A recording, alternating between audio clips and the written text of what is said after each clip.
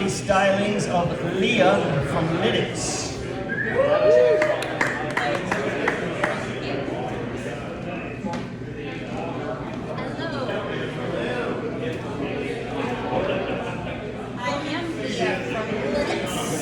Quite a bit. Okay. You should know that all my stories are true. You decide if they're comedy or tragedy.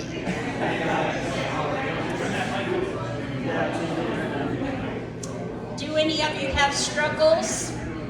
They don't compare to mine. I'm really nervous. But I brought my barf bucket. It's also doubles as my tip jar. If you feel compelled to tip me, make sure I haven't thrown up in it first. I also have my Depends on, just in case I wet my pants. Okay.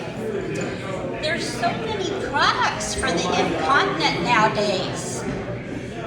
I used to be able to get by with a panty liner. Now it's full on Depends. I bought the ones with the cute floral design on the front. I think they're supposed to be sexy.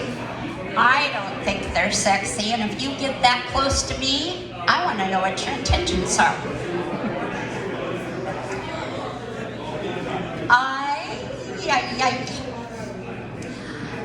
I went back home. I'm from Kansas. I went back home to do a show, and I thought, well, I'll try to get another gig while I'm here. So I called the local nursing home. The activity director said, well, send us a clip of your show. We'll see. She called back and she said, Leah, we really don't need to hear all about your incontinence. I said, well, Bonnie, it's going to be a pretty short show. Turns out those people, they know about incontinence. They just don't think it's funny. My bladder doesn't care where I am. I was on a flight 30,000 feet in the air, and I needed a restroom. The fasten your seatbelt sign had just come on for the final descent into Chicago. I was on the last seat of the plane. The restroom was right here. I said, I can make it. I can make it. Knowing full well I was not going to make it. When we touched down, I tore off my seatbelt and reached for the door. Locked. Do you know they lock the doors before landing? In desperation, I asked the young family in front of me that had a baby if I could have a diaper. I stuffed that thing down my pants. They're really absorbent. I'm going to check the price on those. That might be cheaper than Depends. I waddled off the plane like a little old lady with a wet diaper. I wonder if that dad is still talking about me. I've recently gotten on Social Security, and so I'm looking for part-time things to make some money. I go by the Plasma Donation Center every day, and they say $500 for your first donation. Well, I can do that. Take my blood. The first day I went in, they said, okay, you need your Social Security card, your flu vaccination document, etc., etc. Come back with that in 3 days. I went back. They were full. I couldn't have gotten in there if I tried. So I made an appointment, came back. That day was a snow day. It had snowed all night and was still snowing. I thought, well, there won't be many people there. I'll get in. Well, turns out the employees couldn't even get in. Couldn't do it. The fourth time I went in, they couldn't get my fingerprints. And then they couldn't get me entered into the computer for some reason. Another coworker came over and she couldn't do it. The supervisor came over and said, well, you can't put her in here, she's too old. I said, well, I wasn't that old when I started this process. They couldn't have told me that on day one. It's a struggle. Join with me. It's a struggle. Yeah. If you've known me for very long, you know that I would like to have a man in my life. Now you all know, okay? I'm 66. The time is running out, okay? So my latest way to find a man is at the grocery store.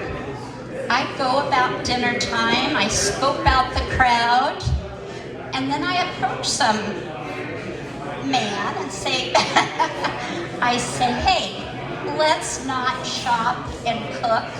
I'll take you out to dinner. I would have been here earlier tonight, but I tried it at the store on my way over. Anyway, the guy tonight is riding his bike through Pennsylvania, so he wasn't really a good candidate. Anyway, the first guy I tried it on was so sweet. Single, 71, never been married, from New York. I thought, well, I picked a good one. He said, well, that's quite the proposal. He said, but I'm going to have to say no. You keep trying, he said. The next guy said, my wife and I would love to join you for dinner.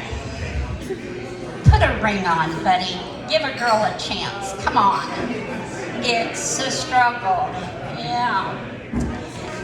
It's a struggle. My daughter owns a play place for kids in Lancaster. I don't say it right. Lancaster. Anyway, for several years I've been telling her on Valentine's Day, let's offer that single grandpas can get in to meet grandma. My son-in-law was like, come on, we can't turn Tiny Town into a dating location. But they gave in. I got there on Valentine's Day looking amazing. There was one older man sitting in one of our easy chairs by himself. I just approached him and said, are you a single grandpa? No, my wife and grandkids are in the restroom. Okay then, it's a struggle.